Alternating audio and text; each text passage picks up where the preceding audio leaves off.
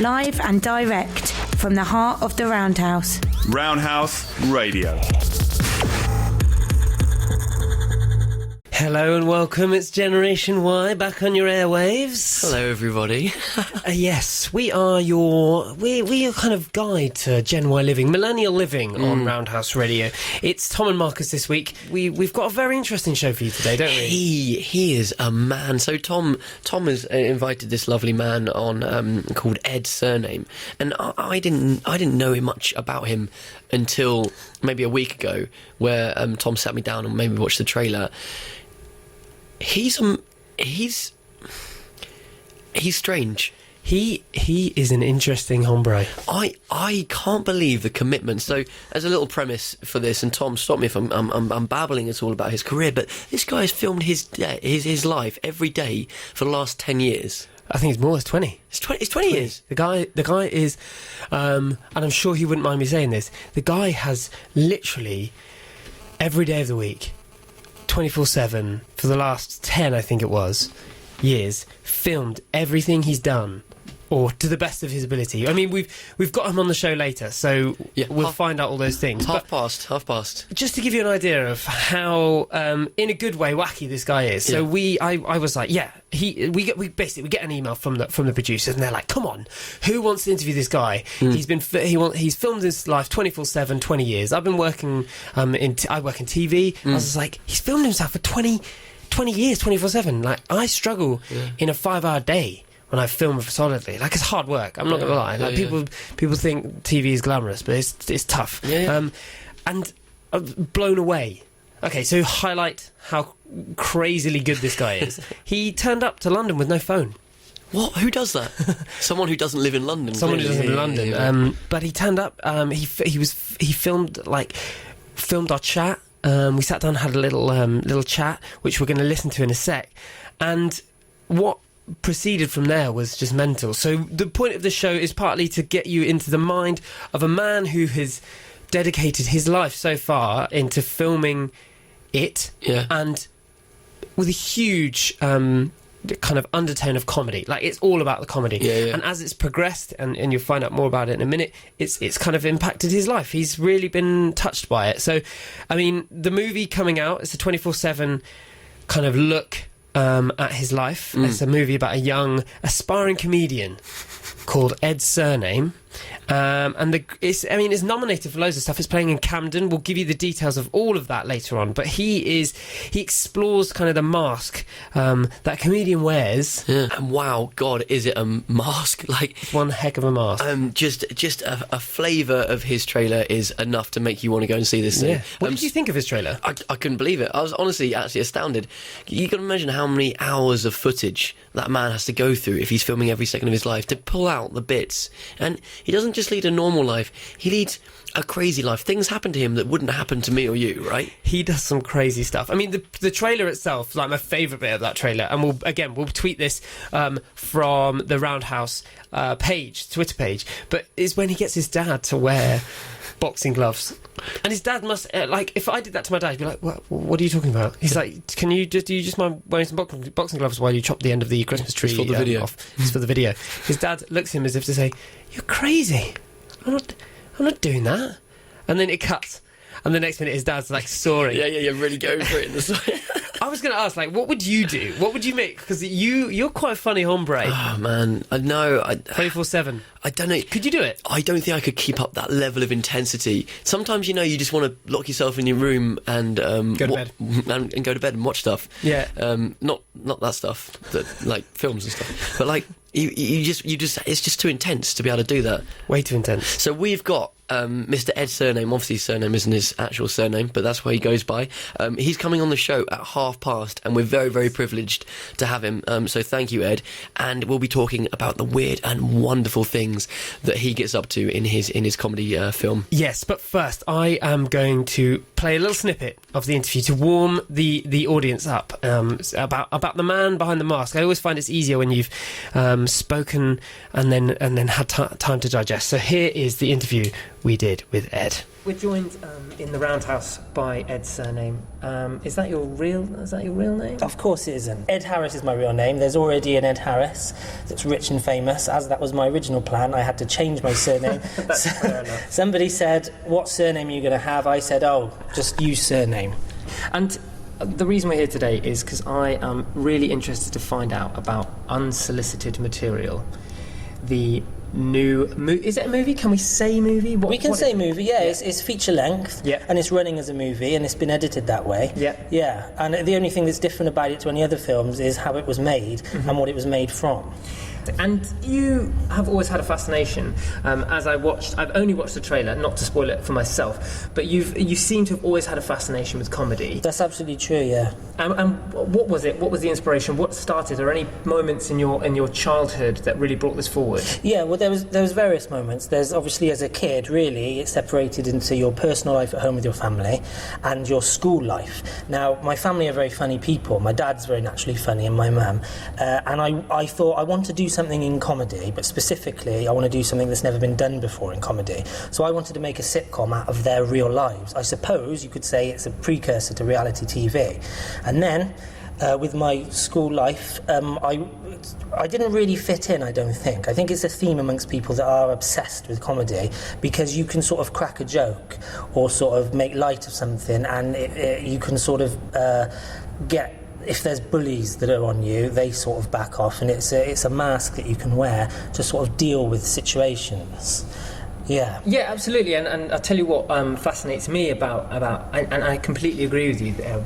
Comedians tend to have that power, and also I think it's part and parcel of being very observant, because you pick apart human behaviour. But what was it that made you finally decide, right, I'm going to do this for 20 years? Because it's a massive undertaking, isn't it? Yeah, well, I mean, I don't think there was any point where I thought I'm going to do this for 20 years. How it started was as a hobby. Mm-hmm. What happened was my nan came into contact with a video camera from her friend, and her friend said, "Oh, give that to your grandson, give that to Edward," okay? And my parents intercepted this, and they confiscated it, and I did not know about this, because they knew that I would cause some trouble from it. I'm sure they didn't anticipate what actually happened, but they didn't want me to have it. I overheard it at one point. I took the camera and I started filming everything, but it started as a hobby. And I think in parallel to that, I always had an ambition to want to go into comedy, so that's like sketches and stand-up, eventually radio and what have you. And so the camera was on as all of that was happening.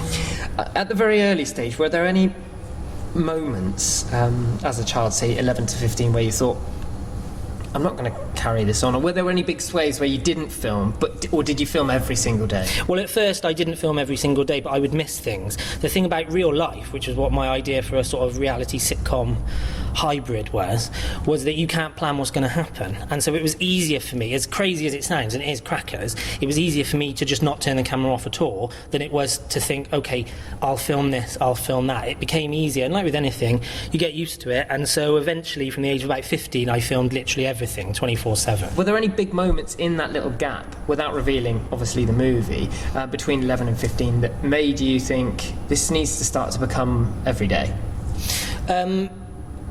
I think it was just missing certain things. My dad was setting off some fireworks, and one of them went off sideways and nearly killed him. And it was a real shame that I didn't film that. And I missed out on £250 from You've Been Framed, you see. Cool. Yeah, that's a moment that stands out.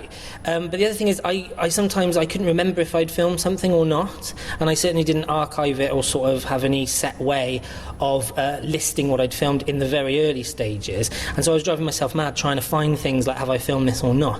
And so it did become easier to just film everything, and then it became a daily ritual to be able to index it. And that was harder back then because there was videotapes, but what you couldn't have predicted, nobody would have predicted, is how it went digital, and that was a real lifesaver. And did it affect you did it start to play in your head, oh, I've got to get this, I've got to get that, and therefore did it affect friendships that you made with people? Yes, to all of that. It did affect me in the way that I became obsessed with wanting to film everything. And if you think that through, really it is crackers, it's impossible. And I didn't really have that many friends, but I didn't have that many friends beforehand. What I mean by that is I've not been one for these big groups, chatting in big groups. I've always wanted like a few loyal friends, and I've been lucky enough to have that. And I know you said you weren't particularly meaning about girlfriends and all of that, but my wife, I've been with her for 13 years now. I proposed to her before we met because I contacted a magazine so that we started as pen pals, love letters, and over the phone, because when you think about it, that's the only way that I could film the courting process.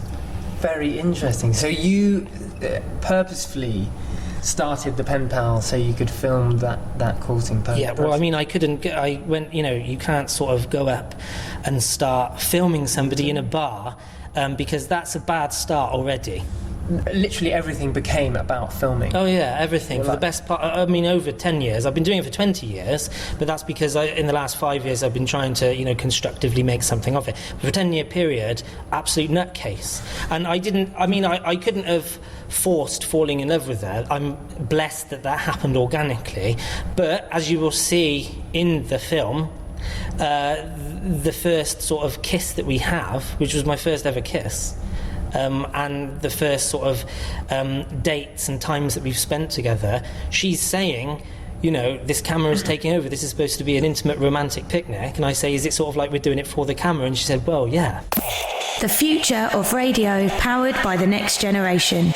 This is Roundhouse Radio. Yes, that's right. Second half of the show. So, we just heard the interview with Ed Surname. The rest of this awesome Gen Y show is going to be about the comedian that is Ed Surname and his project, Unsolicited Material. What did you make of it? What a guy. I mean, I haven't heard that before. You just showed that to me right now. Yeah, I mean, first of all, I love his voice. Because I kept asking, I was like, is he Welsh? What is that? Is that... He's from the Gloucester, Cheltenham area, I think. He can confirm that, but I'm pretty sure that's where he got his coach from when he came down to see me. I feel like he's the sort of person who'd put on an accent for 5 years just to try it out. I don't think he has in this case. I don't think he has. But yeah, that was Ed Surname. For those of you who just joined us, he films 24/7 over 20 years. He's an inspiring comedian, and he's created a movie about his experience, and he's getting some serious feedback from big name players. Yeah. And we will be speaking to him in the next 10 minutes when he gets on. But first, how mental. Marcus and I, we're just going to talk about the whole notion of filming yourself for that long. Yeah. How it affects you. I think I'd run out of things to say. I think I'd genuinely be like, all right, this is day 33. This is too intense. I'm at work again. Day 33. And I had my normal breakfast, but it tasted better than yesterday. I mean, I honestly wouldn't be able to find any differentiator between it. Producing that much content. Yeah. But I'm assuming, and when we'll find out a bit later, but from the trailer, and me and Tom haven't seen the film yet, but he's had a bit of a diverse life. He hasn't had a kind of normal 9 to 5 job. He's been very much kind of, he's been a wrestler.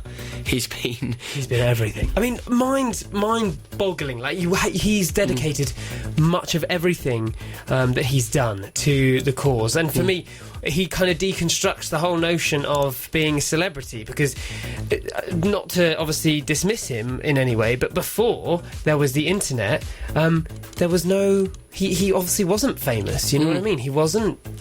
But he had that illusion of being so because he's constantly being followed by a camera. It's weird, like, he must have thought of that fame thing before anyone else had done it, before there was vloggers, before there was YouTube. He must have thought about that kind of stuff. He must have done. He's light years ahead of everyone else.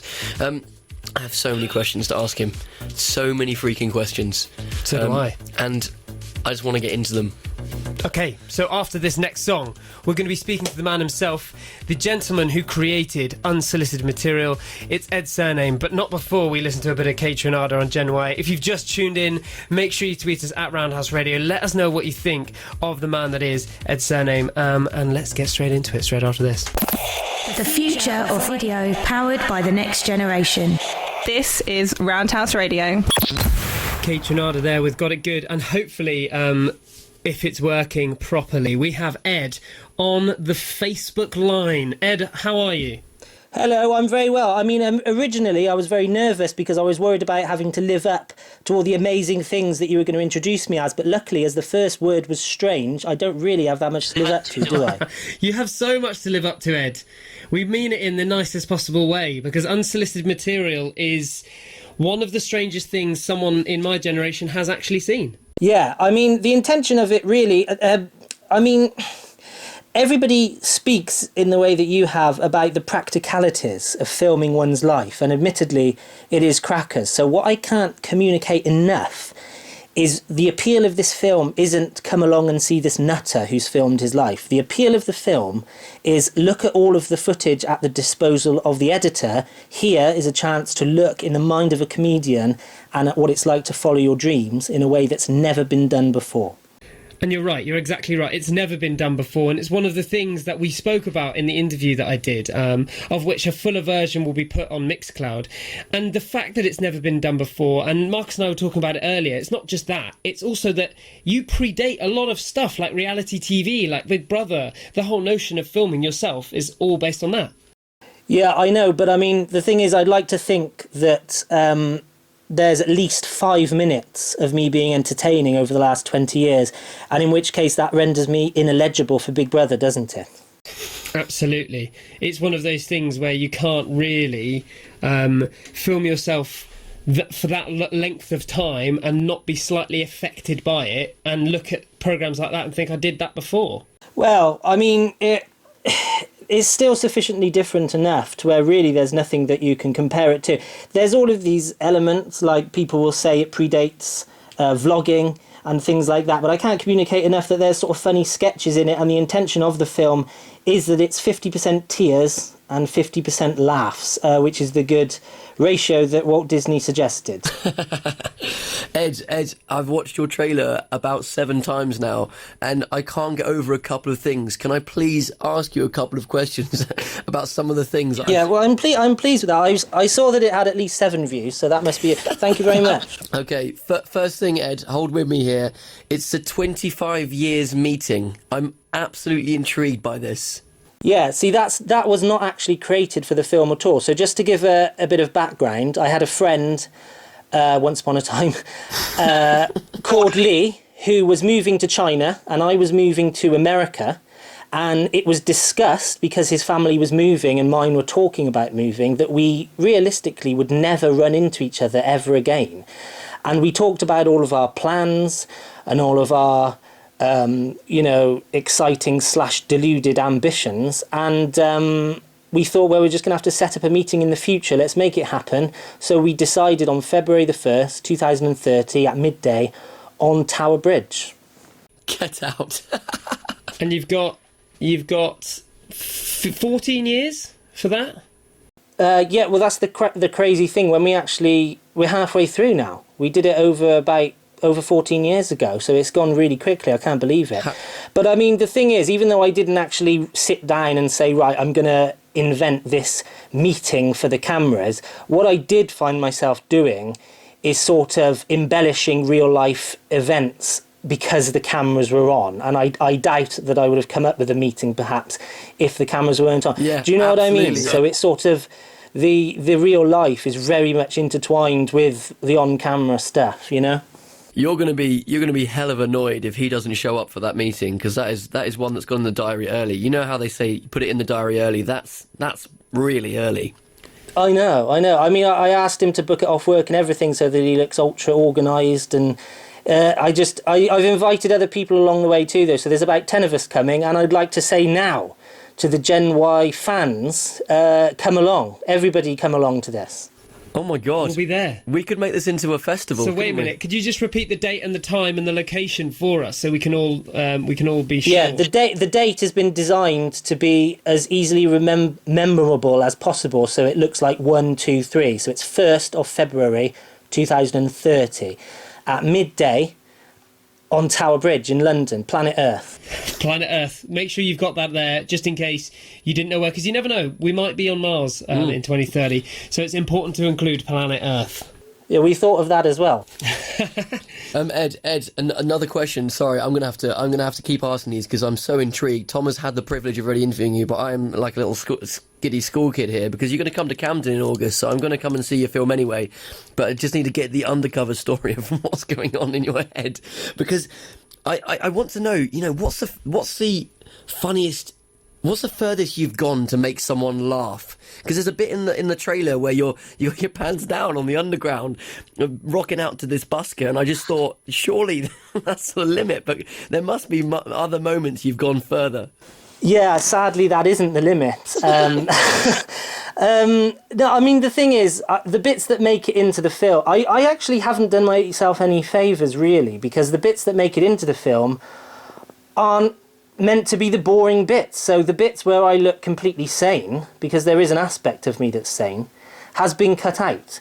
And so it's things like that. But I can assure you this is the important thing to remember, really, is that if anything crazy is going on, it's always in context. Like off the top of my head, and if people watch the trailer, if they search for Ed Surname Unsolicited Material trailer on YouTube, Nice. They'll see an incident which I think, in my opinion, and must be in your opinion too, goes further than this in the subway, where my nan wipes my bum. However, have you seen it? Yes. Oh God, Ed, yes. We've been talking about this for a while now. Okay, yeah. I mean, it's certainly burnt into my memory, that's for sure. Explain a little more But it's about all it. in context, you see. Well, okay, the thing is, it's not... if people first saw it, they'd go, oh, it's like Jackass. No, it isn't like Jackass, because the thing is, it's you've been framed with a narrative, it's family-based, my nan is in my family, and when you start putting things, our generation, when you start putting things out on YouTube and you start creating things, like I created my comedy web show, you get what's known as haters, I believe they're called. Tom and Marcus, this is true, isn't it? Yes, it is. It's haters, true. Yeah. and they will write things. They will write things like, oh, this guy hasn't grown up. I bet he still needs help wiping his bum. And so that gives me an idea for next week's show. And it's sort of, it's the same as me putting a comment such as, Oh, I think we're in the middle of the story, and Ed's surname's an absolute gobshite.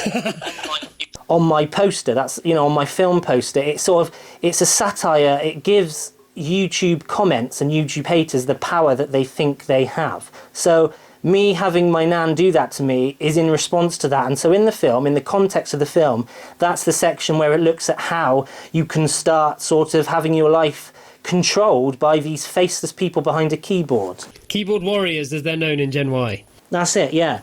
Ed, another question. I'm going to keep rattling this off. What now? I'm so interested. So you've explored this whole element of fame, and you know, and really trying to uncover like what it means to finally get into the spotlight. You know, but who do you think in the world at the moment is doing that really, really well, or on the flip side, doing it really, really badly? You know, the Kanye West, the Zoellas of the world. Who is someone that you either admire or just generally hate? Oh, what? Who's someone who I think is managing the concept of fame well? Is that what you mean? Yeah, who's kind of blowing up on social media and filming themselves doing ridiculous things, and you either love or hate them for it. My goodness, I can't. As ridiculous as it sounds, I can't say that I keep up with the scene because my life tends to involve sitting in front of an editing studio. I don't know. I mean, the idea. I can say this. One of the arcs of the film is me looking at the concept of fame in our society, going from a naive, excited kid about the idea of fame and fortune, and then realising it's really not what you think it is, or at least there is a personal cost to it. And I really think that that's an important message for our generation. Our generation, when we look at pieces of art, films, music, whatever, the message that was fed to us is that you can follow your dreams. You know, if you never give up, you can do it. You can achieve more than you think. And I think that's great. That's what I learned. But I think that somebody, and I've tried to do this in the film, really needs to add a caveat to that. They need to have a little bit of a tweak. And I think it's that you need to know what those dreams are and what they entail, because otherwise you can end up wasting your time. Because I've seen the other side of fame, and I would say that whether, to answer your question, whether people are handling it well, doing it badly, they're all in the same bracket, which is that the pursuit of it is a waste of time. It's interesting. It's just a commentary on your life has just become a commentary on those things and that theme. It's so interesting. And when you say, Ed, that you filmed everything, me and Tom have been discussing, it can't be everything. Surely there's things that you miss out because they're just too personal, too grotesque. What? Like what? I don't know, Ed. What's the limit with you? Is there? No, there's no limit because I didn't intend to put everything in the film. I haven't put everything in the film. You're not going to be sort of emotionally scarred after watching it. The bits that make it in are the bit that make up the narrative about what it's like to follow your dreams. But as I sort of explained in my other interview, it just became easier not to turn the camera off. And whether I like it or not, the selling point, the thing that everyone talks about is God, he's filmed everything. But that wasn't the intention for it to be the selling point.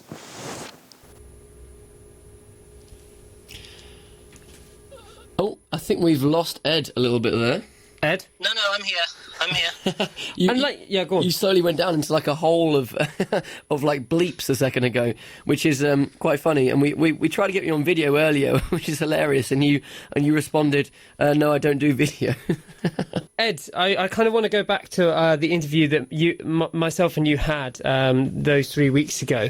And we talked a lot about the man behind the comedian, but I want to bring it forward and talk about the comedian in front of the man, and who you're looking to emulate. And if you are looking to emulate anyone, what is it about the unsolicited material that will make it stand out from anything else that people have done?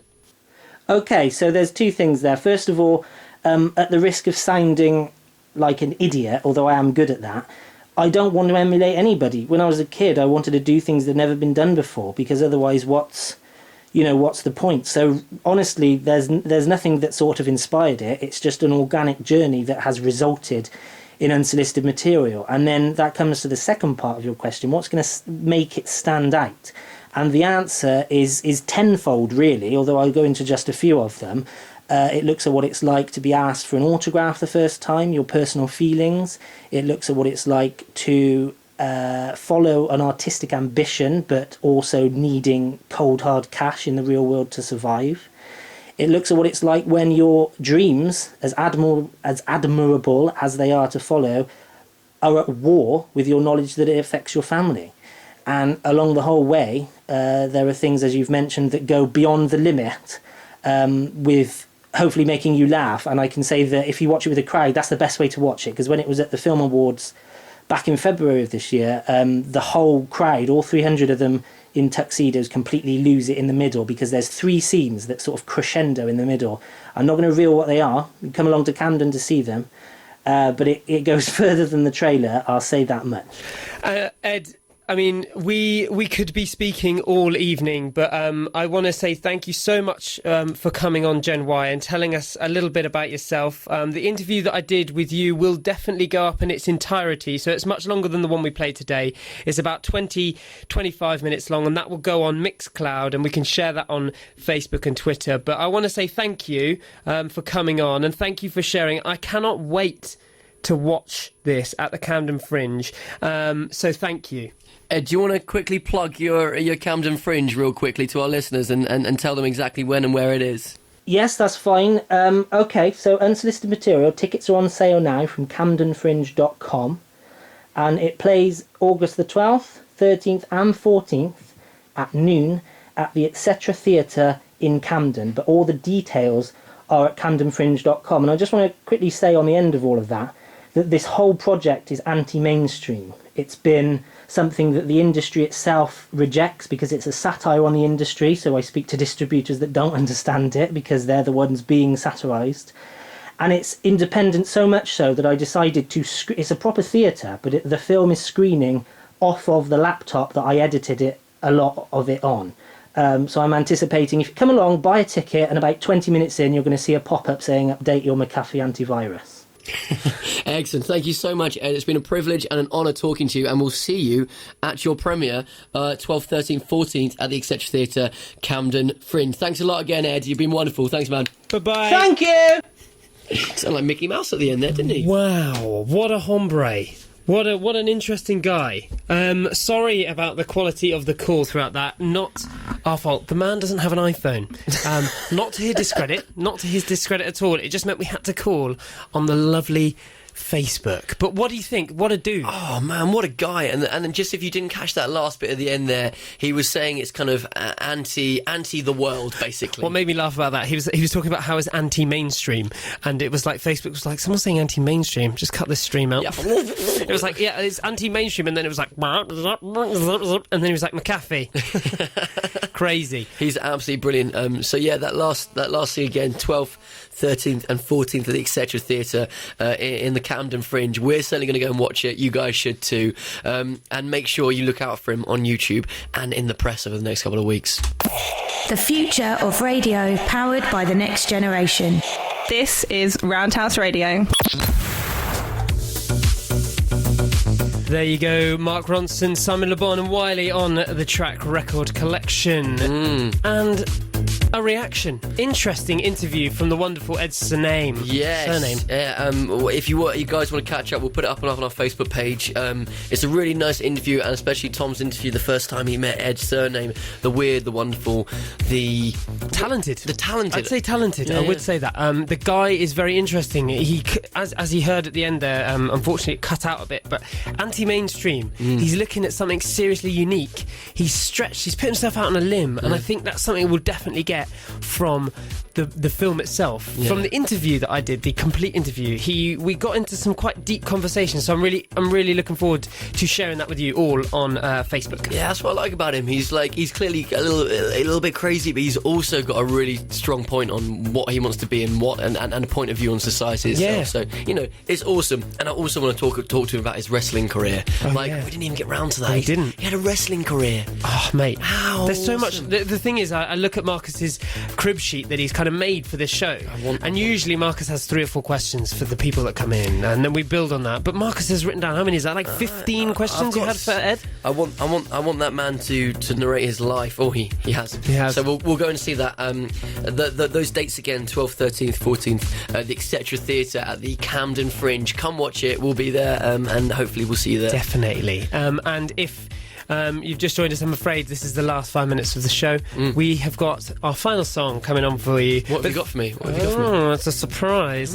But if you enjoyed today's show, make sure you catch us back on the Mixcloud. We're all in competition now here at the Roundhouse. Every presenter and show has got to get as many people listening to the podcast as possible. Yeah, absolutely. And we're not paid great either, are we? No.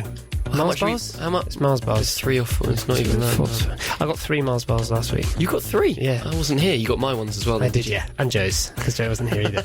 But thank you very much for listening. Thank you very much for getting involved. And thank you to Ed for his time over the last 3 weeks. If you have tuned into the whole show, thank you too. And make sure you tune back in next week, Monday, on our new slot, Gen-wise, 9 till 10. It's been delightful. I hope you have a wonderful rest of your Monday. Goodbye.